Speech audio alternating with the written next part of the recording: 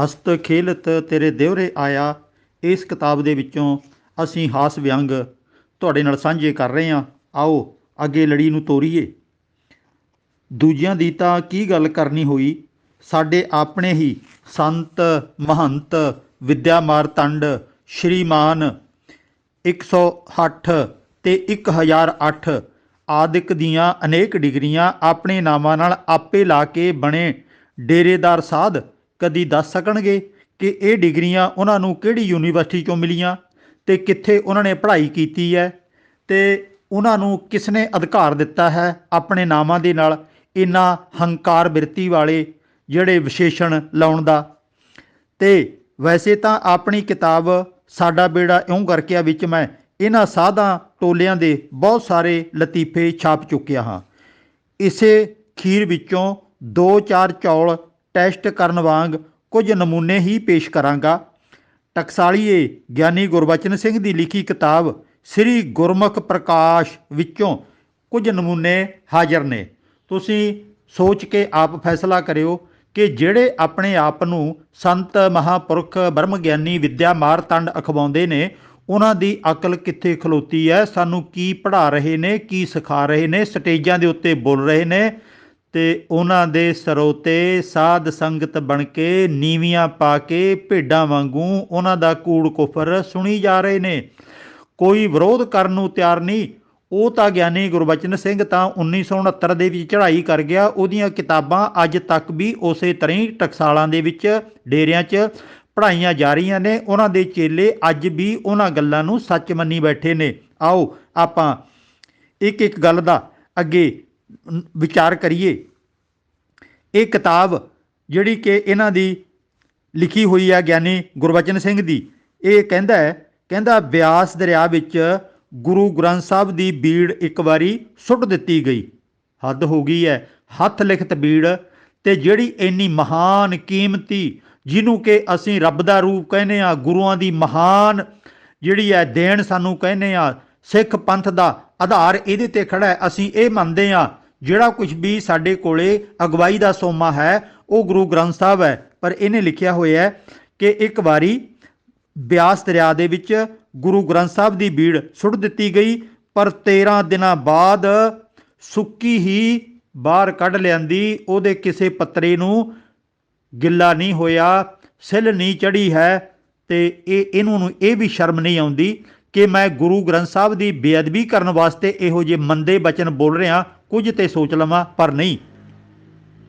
ਫਿਰ ਇਹ ਕਹਿੰਦਾ ਤੋੜੇ ਹੋਏ ਅੰਬਾਂ ਨੂੰ ਫਿਰ ਰੁੱਖਾਂ ਨਾਲ ਜੋੜ ਦਿੱਤਾ ਗਿਆ ਅਤੇ ਜੁੜ ਗਏ ਉਹ ਚੰਗੀ ਤਰ੍ਹਾਂ। ਸ਼ਿਕਾਰ ਕਰਕੇ ਮਾਰੇ ਜੀਵਾਂ ਨੂੰ ਕਹਿੰਦੇ ਜਿਉਂਦੇ ਵੀ ਕੀਤਾ ਜਾ ਸਕਦਾ ਹੈ, ਜੇ ਗੁਰੂ ਚਾਹੇ ਤਾਂ ਉਹ ਕਰ ਸਕਦਾ ਹੈ। ਕਹਿੰਦਾ ਫਿਰ ਅੱਗੇ ਲਿਖਦਾ ਇਹ ਗਿਆਨੀ ਗੁਰਬਚਨ ਸਿੰਘ, ਗੋਡੇ ਅਤੇ ਪੈਰ ਜੋੜ ਕੇ ਬੰਦਾ ਜੇ ਪਿਸ਼ਾਬ ਕਰੇ ਤਾਂ ਫਿਰ ਉਹਦਾ ਡਰ ਖਤਮ ਹੋ ਜਾਂਦਾ ਹੈ। ਭਾਵ ਕਮਾਲ ਦਾ ਜਾਦੂ ਦਿੱਤਾ ਇਹਨੇ। ਬਹੁਤ ਸਾਰੇ ਸਾਧ ਤਾਂ ਇਹ ਵੀ ਕਹਿੰਦੇ ਬਾਣੀ ਪੜ੍ਹਨ ਦੇ ਨਾਲ ਡਰ ਖਤਮ ਹੋ ਜਾਂਦੇ ਨੇ, ਅਤੇ ਇਹਨੇ ਤਾਂ ਟੰਟਾ ਹੀ ਮੁਕਾਤਾ, ਕਹਿਣ ਲੱਗਿਆ ਬਾਣੀ ਪੜ੍ਹਨ ਦੀ ਲੋੜ ਹੀ ਨਹੀਂ ਹੈ। ਪੈਰ ਜੋੜ ਕੇ ਗੋਡੇ ਜੋੜ ਕੇ ਖੜਾ ਹੋ ਕੇ ਪਿਸ਼ਾਬ ਕਰੇ ਆਦਮੀ ਤਾਂ ਉਹਦੇ ਸਾਰੇ ਡਰ ਖਤਮ ਹੋ ਜਾਂਦੇ ਨੇ। ਫਿਰ ਅੱਗੇ ਕਹਿੰਦਾ ਗੁਰੂ ਜੀ ਨੇ ਕੇਸ ਸਿੱਖਾਂ ਦੇ ਤਾਂ ਰਖਵਾਏ ਸਨ, ਜਦੋਂ ਸਿੱਖ ਨਰਕਾਂ ਵਿੱਚ ਡਿੱਗਣ ਲੱਗੇ ਤਾਂ ਗੁਰੂ ਕੇਸਾਂ ਤੋਂ ਪਕੜ ਕੇ ਘਸੀਟ ਕੇ ਬਾਹਰ ਕੱਢ ਲੈਂਦਾ ਹੈ। ਨਰਕਾਂ 'ਚ ਡਿੱਗਣ ਨਹੀਂ ਦਿੰਦਾ, ਕੇਸਾਂ ਤੋਂ ਪਕੜ ਕੇ ਬਾਹਰ ਕੱਢ ਲੈਂਦਾ ਗੁਰੂ। ਇਹ ਇਹਨਾਂ ਦਾ ਕਹਿਣਾ ਹੈ।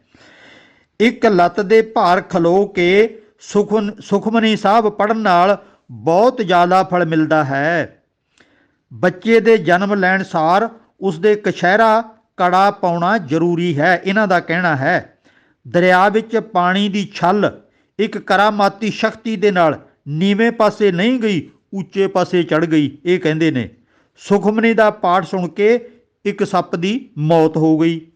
ਕਛਹਿਰੇ ਉੱਪਰ ਪਜਾਮਾ ਜਾਂ ਪੈਂਟ ਕਦੇ ਨਹੀਂ ਪਾਉਣਾ, ਨਹੀਂ ਤੇ ਪਾਪ ਲੱਗੇਗਾ।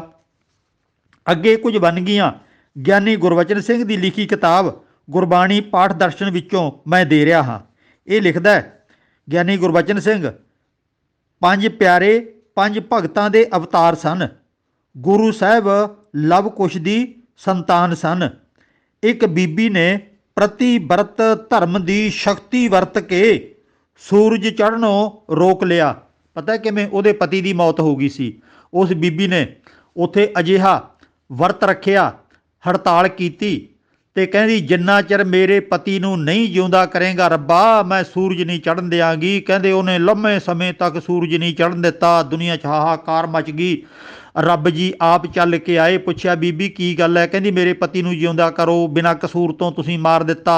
ਕਹਿੰਦੇ ਰੱਬ ਨੇ ਫਿਰ ਡਰਦੇ ਮਾਰੇ ਨੇ ਉਹਦੇ ਪਤੀ ਨੂੰ ਜਿਉਂਦਾ ਕੀਤਾ ਤੇ ਬੀਬੀ ਨੇ ਤਾਂ ਸੂਰਜ ਚੜ੍ਹਨ ਦਿੱਤਾ। ਇਹਨਾਂ ਦੀ ਕਿਤਾਬ 'ਚ ਲਿਖਿਆ ਹੋਇਆ ਹੈ। ਪਤੀ ਜਿੰਦਾ ਕਰਵਾ ਕੇ ਹੀ ਉੱਪਰ ਆਉਣ ਦੀ ਸੂਰਜ ਨੂੰ ਇਜਾਜ਼ਤ ਮਿਲੀ।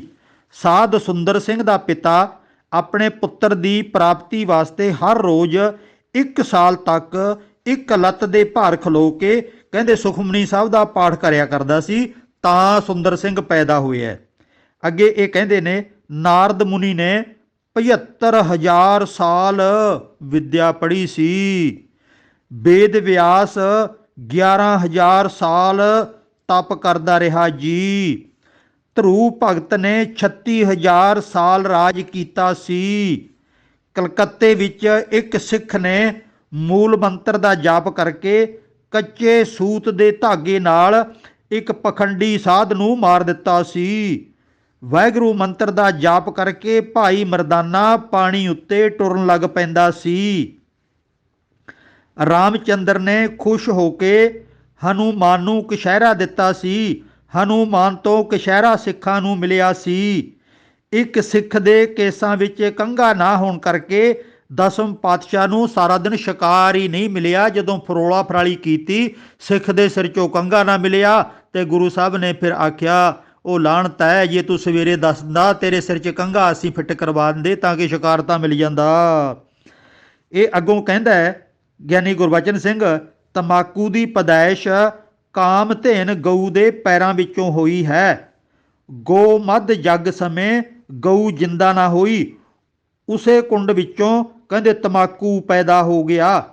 ਵੱਛੀ ਦੇ ਕੰਨਾਂ ਅਤੇ ਪੂਛਲ ਤੋਂ ਤੰਬਾਕੂ ਬਣ ਗਿਆ। ਹੁਣ ਇਹਨੇ 3 ਤਰੀਕੇ ਦੱਸ ਦਿੱਤੇ ਤੰਬਾਕੂ ਪੈਦਾ ਕਰਨ ਦੇ। ਕੁਦਰਤੀ ਢੰਗ ਕੋਈ ਵੀ ਨਹੀਂ ਹੈ, ਇਹ ਸੰਤ ਮਹਾਂਪੁਰਖ ਨੇ ਜੀ, ਧਿਆਨ ਮਾਰਨਾ।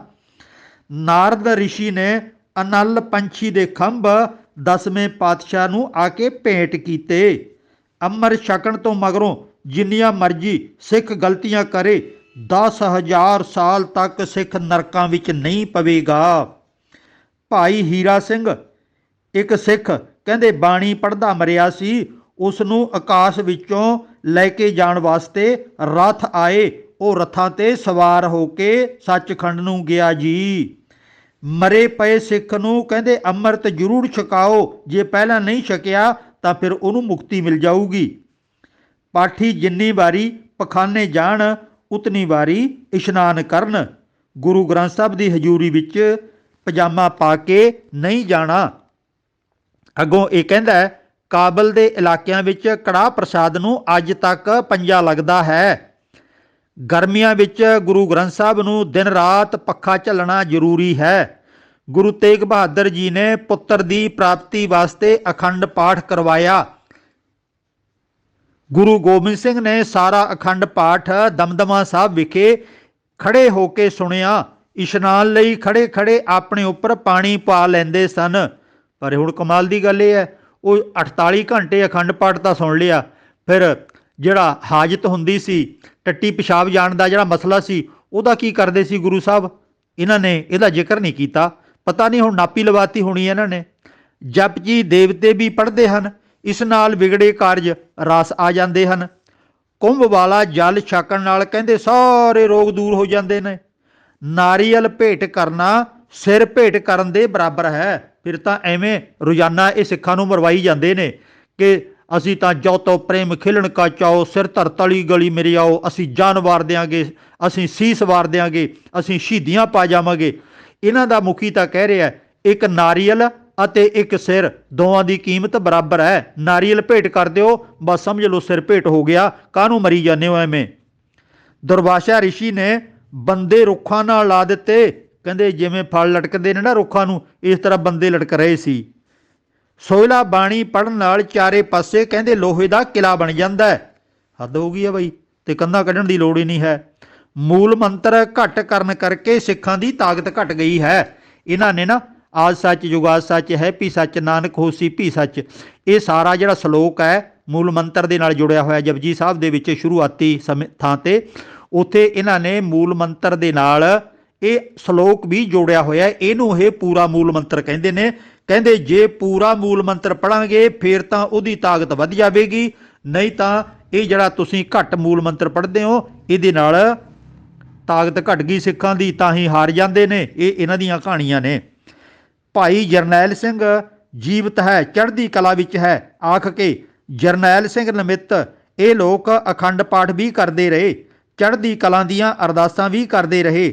ਇਹ ਲੋਕ ਸਮੁੱਚੀ ਸਿੱਖ ਕੌਮ ਨੂੰ ਮਜ਼ਾਕ ਕਰ ਰਹੇ ਹਨ ਜਾਂ ਖੁਦ ਮਜ਼ਾਕ ਦੇ ਪਾਤਰ ਬਣ ਰਹੇ ਹਨ। ਗੁਰਮਤ ਵਿਰੋਧੀ ਵਿਚਾਰਾਂ ਨੂੰ ਪੜ੍ਹ ਕੇ ਤੁਸੀਂ ਹੱਸਣਾ ਚਾਹੋਗੇ ਕਿ ਰੋਣਾ ਚਾਹੋਗੇ, ਫੈਸਲਾ ਤੁਸੀਂ ਆਪ ਕਰਨਾ ਹੈ। ਜੇ ਮੇਰੇ ਤੇ ਯਕੀਨ ਨਾ ਹੋਵੇ ਤਾਂ ਇਹਨਾਂ ਦੀਆਂ ਕਿਤਾਬਾਂ ਤੁਸੀਂ ਖੁਦ ਪੜ੍ਹ ਸਕਦੇ ਹੋ। ਇਹ ਨੇ ਸਾਡੇ ਟਕਸਾਲ ਵਾਲੇ, ਇਹ ਨੇ ਸਾਡੇ ਮਹਾਂਪੁਰਖ ਬ੍ਰਹਮ ਗਿਆਨੀ, ਇਹ ਨੇ ਸਾਡੀ ਕੌਮ ਨੂੰ ਤਾਰਨ ਦਾ ਠੇਕਾ ਲੈਣ ਵਾਲੇ। ਇਹਨਾਂ ਦੇ ਵਿੱਚੋਂ ਹੀ ਸ਼੍ਰੋਮਣੀ ਕਮੇਟੀ ਦੇ ਜਿਹੜੇ ਵੱਡੇ ਵੱਡੇ ਪਾਠੀ ਗ੍ਰੰਥੀ ਜਾ ਕੇ ਤਿਆਰ ਹੋ ਕੇ ਜਾਂਦੇ ਨੇ। ਇਹਨਾਂ ਦੇ ਵਿੱਚੋਂ ਹੀ ਵਿਦੇਸ਼ਾਂ 'ਚੋਂ ਪਾਠੀ ਜਾਂਦੇ ਨੇ। ਬਹੁਤੇ ਇਹਨਾਂ ਦੇ ਵਿੱਚੋਂ ਹੀ ਕਥਾਵਾਚਕ ਤਿਆਰ ਹੁੰਦੇ ਨੇ।